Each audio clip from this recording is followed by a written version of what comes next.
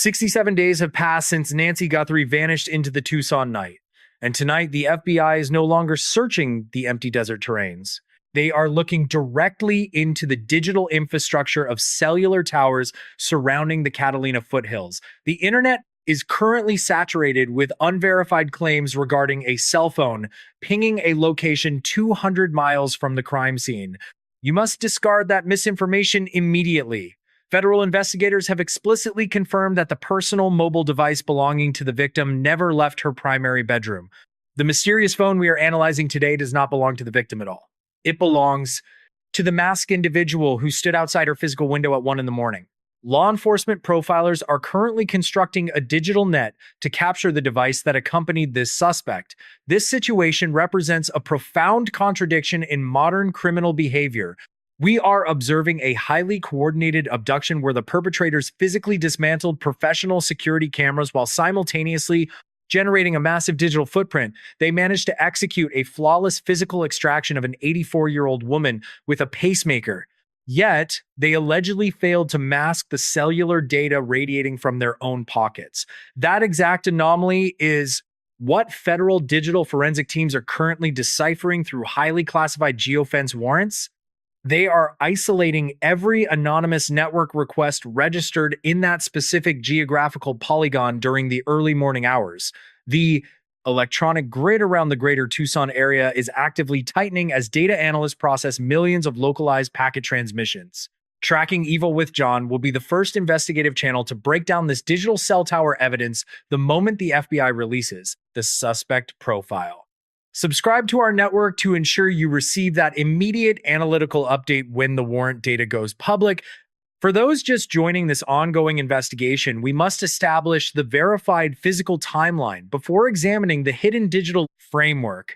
Nancy Guthrie is an 84-year-old resident living alone in the affluent and secluded Catalina Foothills neighborhood. She is also widely recognized as the mother of prominent NBC television anchor Savannah Guthrie. On the evening of January 31st, her son-in-law, Tommaso Cioni, drove her back to this residence. He observed the automatic garage door close and secure the property at exactly 9:48 that evening. That mechanical action represents the final confirmed visual sighting of the victim in a state of safety. The following morning, the victim failed to log onto her computer for a scheduled virtual church service. Family members recognized this behavioral deviation immediately and contacted the Pima County authorities at 11:56 that morning. Responding officers initiated a standard welfare check and found the residence completely empty. The physical state of the interior provided a chilling dataset for the initial investigators on the scene. The daily medication prescribed for the victim was located in its standard position. Her personal cellular device and identification materials were resting completely untouched inside the property. External security footage eventually yielded a crucial visual data point for the authorities. Cameras captured an unidentified suspect dressed entirely in black tactical clothing and wearing a heavy ski mask. This individual was carrying a backpack and visibly armed with a firearm while navigating the exterior of the residence. This figure is now designated in all official law enforcement case files as the porch guy. The physical evidence collected from this residential zone only tells a fraction of the actual narrative. The physical timeline remains static and offers very few actionable trajectories for the search teams. The digital timeline running parallel to these events holds the actual key to uncovering the exact location of the suspect. The cameras tell us what happened on the surface, but the network data will reveal the underlying truth. A single droplet of biological fluid fundamentally altered the trajectory of the initial residential assessment. Forensic technicians isolated a microscopic blood sample near the primary entrance threshold during the preliminary environmental sweep. Deoxyribonucleic acid sequencing rapidly confirmed a direct match to the genetic profile of 84-year-old Nancy Guthrie. This confirmed biological marker immediately escalated the missing person report into an active physical abduction investigation. The presence of maternal genetic material on the exterior concrete indicated a severe physical altercation occurred at the residential boundary. The rear access point of the property displayed clear mechanical indicators of a forced entry protocol. The architectural integrity of the locking mechanism was compromised through deliberate physical force applied from the exterior. Investigators documented structural damage consistent with a rapid and violent infiltration strategy targeting the primary defensive perimeter. The glass panels adjacent to the primary deadbolt exhibited catastrophic stress fractures indicating substantial blunt force trauma. This violent physical reality creates a profound analytical paradox for the federal behavioral profilers analyzing the crime scene. The unknown subject executed a highly sophisticated digital evasion strategy by disabling the exterior surveillance hardware at exactly 1:47 in the morning. Yet this same individual committed a fundamental physical error by leaving biological material at the primary extraction point. The suspect demonstrated high-level technical proficiency while simultaneously exhibiting chaotic physical execution during the primary contact phase. The physical struggle indicates the victim did not comply with the extraction parameters established by the infiltrating operative. The presence of the biological material suggests the extraction timeline accelerated beyond the original operational parameters of the suspect. The perpetrator lost physical control of the environment during the critical extraction phase, resulting in structural and biological contamination. The local environment presents significant physical challenges for the evidence collection units attempting to reconstruct the abduction timeline. The Catalina Foothills region features complex topography and scattered cellular transmission infrastructure that complicates digital triangulation algorithms. The physical isolation of the individual properties provides excellent natural concealment for an infiltrating operative executing a target assessment.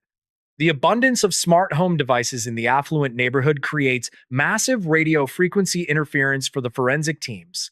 Every localized router and active Bluetooth device generates background noise that complicates the digital isolation process required by federal warrants. The local law enforcement units attempted to secure the immediate physical perimeter during the critical first 48 hours. The biological evidence collection protocol requires absolute environmental contamination control to preserve microscopic cellular structures. The microscopic nature of the primary blood evidence made the immediate crime scene highly vulnerable to secondary contamination by unauthorized personnel. The initial responding deputies were navigating a completely unsecured environment while attempting to locate a missing elderly resident. The tension between rapid search deployment and methodical evidence preservation immediately strained the local operational resources during the initial response. The physical clues terminated exactly at the edge of the residential property line adjacent to the primary access road. The suspects successfully transitioned from a chaotic physical struggle into a completely untraceable vehicular extraction utilizing the existing infrastructure. Tire tread analysis on the adjacent asphalt provided no actionable mechanical signatures for the vehicular identification units to process. The physical evidence provides the confirmation of violence, but offers zero directional data for the recovery teams mobilizing in the sector. The blood droplet confirms the worst-case scenario for the family while providing no immediate geographical utility for the active pursuit. The physical investigation essentially hit a geographic dead end within the first 72 hours of the primary emergency response. The investigators are left staring at a compromised doorway while the suspect vanishes into the surrounding metropolitan transportation grid. The physical perimeter yielded maximum violence but minimum intelligence regarding the actual identity of the infiltrating operative. The tactical execution of the extraction suggests a hybrid threat profile that confounds standard behavioral classification models. The suspect possesses the technical knowledge to blind an electronic security grid but lacks the physical discipline to execute a clean target acquisition. This discrepancy in operational capability suggests the presence of multiple actors or a rapidly deteriorating psychological state during the breach. The physical evidence log contains only fractured remnants of a highly coordinated mechanical breach that deteriorated into physical violence. The geographical dead end quickly generated severe operational friction between the coordinating law enforcement agencies assigned to the task force. Anonymous internal sources began leaking highly critical operational assessments to national media outlets, including Fox News and the Hindustan Times. These unverified reports alleged fundamental procedural failures by the Pima County Sheriff Department under the direction of Sheriff nanos. The primary allegation centers on the severe degradation of the initial physical crime scene by the first responding units. The internal sources claim that inexperienced local deputies inadvertently contaminated the residential environment during the initial welfare check parameters. The delicate biological evidence and the microscopic trace materials were allegedly compromised before the federal forensic teams could establish a secure perimeter. This jurisdictional conflict represents a catastrophic complication in a highly time-sensitive abduction protocol involving a medically vulnerable target. The central analytical question of this entire case begins to consume all secondary investigative efforts within the command center. Did the early physical contamination by local units fundamentally delay the deployment of the digital forensic dragnet across the regional cellular network? The federal teams require pristine environmental data to cross-reference with the cellular network traffic radiating from the residential sector. Every physical footprint left by an unauthorized responding officer complicates the digital isolation algorithm required for the geofence warrant. The local authorities vehemently defend their initial rapid response protocols, citing the immediate life safety concerns for an 84-year-old resident. The federal profilers require methodological precision, while the local deputies operated under extreme temporal urgency to secure the physical structure. This structural incompatibility created a critical delay in the processing of the network transmission data collected from the local towers. The digital trail grows exponentially colder with every passing hour of jurisdictional dispute between the local and federal command structures. The perpetrators are actively utilizing this operational friction to expand their geographical distance from the primary extraction zone in Tucson. The investigative framework is fracturing precisely when it requires absolute operational synthesis to process the massive digital datasets. The local department focuses on defending their procedural reputation, while the federal agents attempt to salvage the compromised digital timeline. The victim remains entirely untraceable while the coordinating agencies navigate this internal procedural crisis broadcast across national media networks. The entire investigation threatens to collapse under the weight of this interagency conflict regarding evidence preservation protocols. The central question regarding the missing cell phone data remains unanswered while the digital network architecture sits in a processing queue. The allegations of incompetence degrade public trust and complicate community intelligence gathering efforts across the immediate residential sector.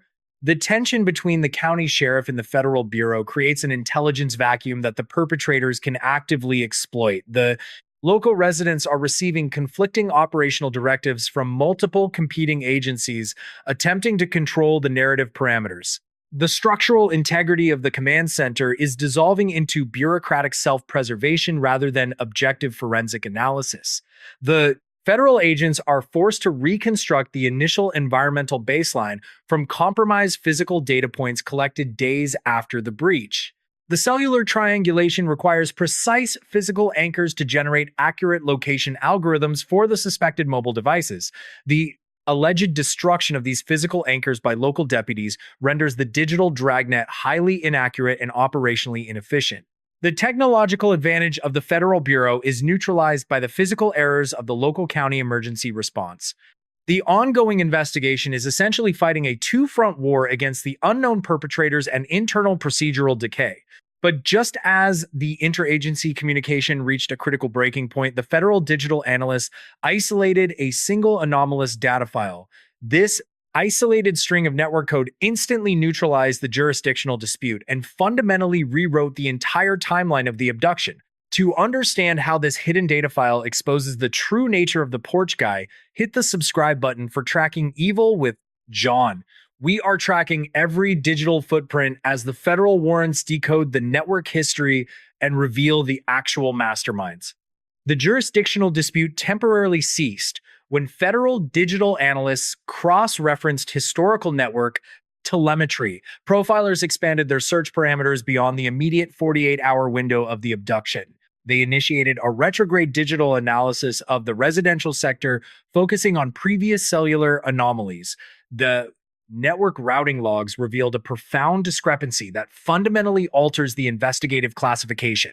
The mysterious cellular device did not make its initial appearance on the 1st of February. The data Packets indicate this exact unidentified mobile hardware pinged the local transmission tower much earlier. Network registers confirmed the device was actively transmitting from the exact residential perimeter during a previous cycle. The hardware registered on the local grid on the 11th of January. That specific timestamp places the infiltrating operative outside the physical residence 20 days before the extraction. This singular digital artifact obliterates the prevailing theory of a randomized residential burglary gone wrong. A randomized property intrusion does not involve a 20-day surveillance cycle targeting one specific structure. The extended physical surveillance period demonstrates a highly calculated and methodical operational planning phase. The perpetrators systematically studied the architectural layout and the electronic security vulnerabilities of the perimeter. This operational patience signifies a targeted extraction rather than an opportunistic criminal event. The digital timeline correlates directly with secondary evidence confirmed by national broadcasting networks, including CNN. The Guthrie family reportedly received two distinct communications demanding financial compensation following the initial breach. These documented extortion attempts, combined with the historical cellular data, reveal the actual criminal framework. The suspect executed a premeditated extortion campaign designed to leverage the high-profile family dynamics. The 84-year-old victim was actively monitored and ultimately commodified by the operative. The porch guy calculated the exact visual blind spots of the physical camera systems perfectly. The tactical execution of the physical breach demonstrates significant preparation and deep environmental awareness. The suspect wore completely sanitized tactical clothing to eliminate visual identification markers from the footage. The physical identity remains completely obscured beneath layers of synthetic fabric and deliberate mechanical masking.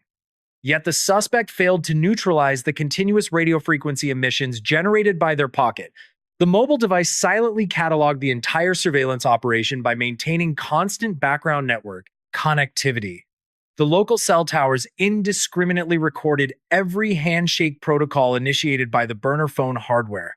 The mechanical perfection of the physical infiltration is entirely compromised by this invisible digital exhaust. You are watching a criminal mastermind physically evaporate while leaving a permanent electronic signature behind.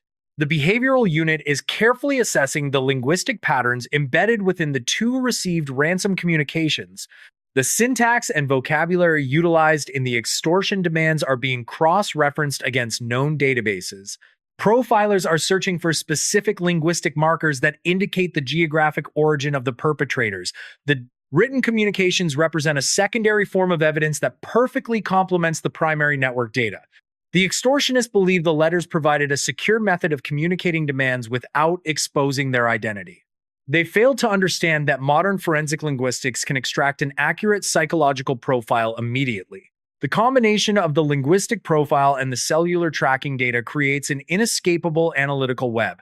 Investigators are essentially reconstructing the mind of the operative while the servers reconstruct their physical movements. The federal geofence warrant is currently capturing those exact signatures from the local telecommunications providers. Data analysts are currently overlaying the network traffic from the 11th of January directly over the newer traffic. They are executing a complex Boolean search to isolate the specific hardware identifier present during both windows. If you want to see the exact moment those two digital maps intersect, hit the subscribe button for Tracking Evil with John right now. We will analyze the arrest warrant data the second the Federal Behavioral Science Unit releases the suspect profile. The current operational status of the Nancy Guthrie investigation remains highly fluid and fundamentally unresolved. Federal authorities have not issued a formal conclusion regarding the primary suspect or the location of the victim. We must remain strictly analytical and avoid projecting false resolutions onto an active digital manhunt. The investigative reality is that the physical search parameters have entirely transitioned into the digital domain. The Federal Bureau of Investigation is currently processing an unprecedented volume of regional network telemetry. Analysts are manually verifying the hardware identifiers captured by the geofence warrants across two distinct timelines. They are systematically eliminating false positives generated by delivery vehicles and automated smart home infrastructure. The technical complexity of this isolation process requires extreme methodological precision to ensure legal viability. A single procedural error in the data handling protocol could invalidate the primary digital evidence during trial. The family of the victim remains in an agonizing state of suspended operational reality. Prominent anchor Savannah Guthrie recently utilized national television platforms to issue direct public pleas for information. These public appeals represent a calculated psychological strategy authorized by federal negotiators to engage the perpetrators. The family is attempting to establish a direct communication channel outside the parameters of the initial extortion demands. Investigators are carefully monitoring all public communication nodes for any anomalous digital responses to these broadcasts. The active status of the case leaves us confronting two massive analytical voids that demand resolution. The first unresolved parameter involves the current physical location and biological status of the 84-year-old victim. Perpetrators successfully removed a medically dependent individual from a secure residential perimeter without triggering immediate alarms. The logistical requirements for maintaining an elderly hostage safely are extremely complex and highly visible. Suspects must acquire specialized cardiac medication without utilizing registered pharmaceutical networks or identifiable electronic transaction. The second unresolved parameter concerns the actual identities of the individuals executing this sophisticated extortion architecture. The strategic patience demonstrated by the 20-day surveillance cycle indicates a highly disciplined criminal organization. This level of operational security is rarely observed in isolated local criminal networks operating within county parameters. The lack of a formal resolution generates a profound sense of psychological distress for the viewing audience. The human brain naturally seeks narrative closure, especially when confronted with the violent disruption of a life. The ongoing nature of the investigation forces the audience to tolerate an extremely uncomfortable degree of operational ambiguity. We must actively resist the cognitive urge to fill this informational void with unverified internet speculation. The objective reality is that a highly sophisticated criminal operation successfully compromised a secure residential perimeter. Perpetrators are currently free and potentially monitoring the same media broadcasts as the general public. Investigators are deliberately withholding the specific technical details of the geofence warrant to protect data integrity. The release of premature information could allow the suspect to destroy secondary electronic devices linked to the hardware. The silence from the Federal Command Center is not an indicator of investigative stagnation, but rather tactical discipline. The analytical process requires absolute operational secrecy until the moment the arrest warrants are formally executed. The perpetrators understood exactly how to blind physical cameras, but misunderstood the passive data collection of cellular grids. Investigators are currently exploiting that singular critical failure in the operational planning phase of the crime. The active investigation is no longer searching for a masked individual wandering through the physical desert. Search teams are currently looking for a specific alphanumeric sequence buried within a telecommunications database.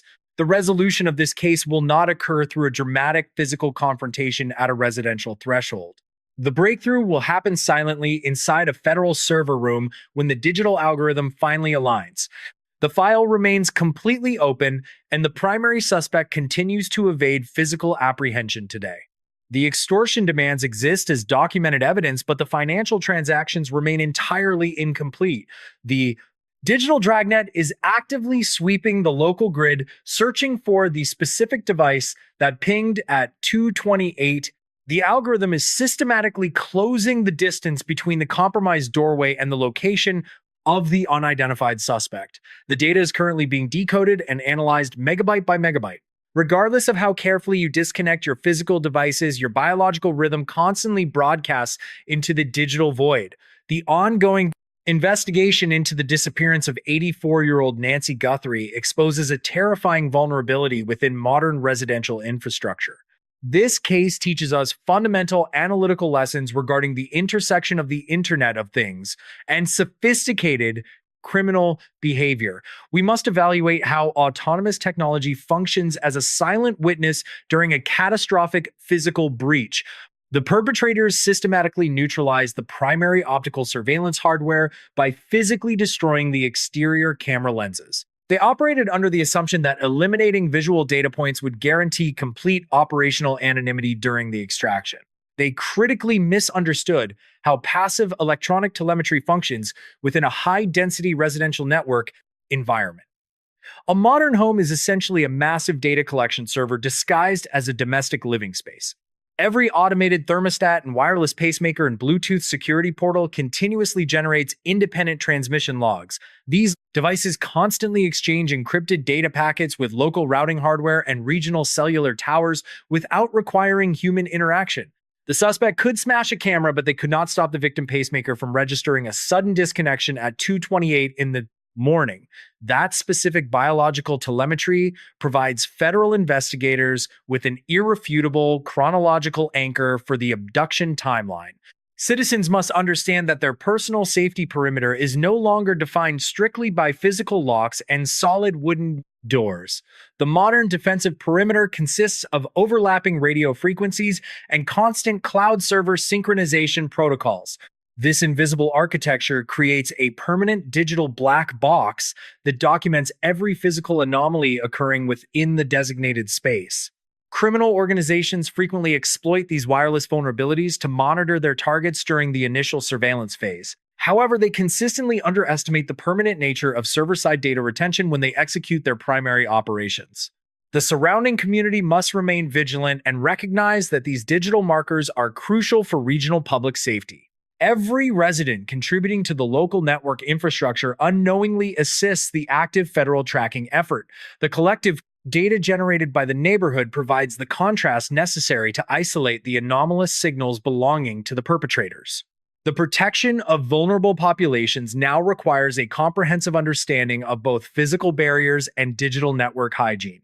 The very technology that allowed the suspect to identify the optimal extraction window is currently being weaponized against them by federal profilers. This digital mesh network serves as the ultimate forensic contingency plan when all physical evidence leads to geographical dead ends. Technology represents both the primary vulnerability exploited by the infiltrating operative and the singular avenue for retribution available to the victim right now. The electronic grid surrounding the greater Tucson metropolitan area is actively tightening its parameters at this exact moment. Federal data analysts are executing the final algorithmic equations against the cellular registers obtained from the local telecommunications providers.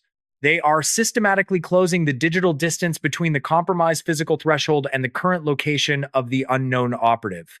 The investigative file remains entirely active, and the behavioral profiling units are working continuously to decipher the remaining data packets. We are collectively waiting for the precise moment the federal geofence warrant returns a specific alphanumeric identity for the mysterious hardware. Tracking Evil with John will be the immediate location for the complete analytical breakdown the second the Federal Bureau executes those active arrest warrants. Subscribe to the network and activate your notification settings to ensure you receive that critical investigative update immediately. We will systematically cover every single development in this sophisticated extortion campaign as the digital forensic timeline progresses. The central question of how a highly coordinated physical extraction left such a massive electronic signature remains the defining element of this entire operation. Authorities continue to monitor all electronic communication channels for secondary extortion demands from the active perpetrators. The tactical patience of the federal digital analysts will ultimately break the operational security of the primary suspect until that specific regional server returns a matched identity, a cellular device that pinged at 2:28 in the morning at the Catalina Foothills, remains hidden somewhere out there.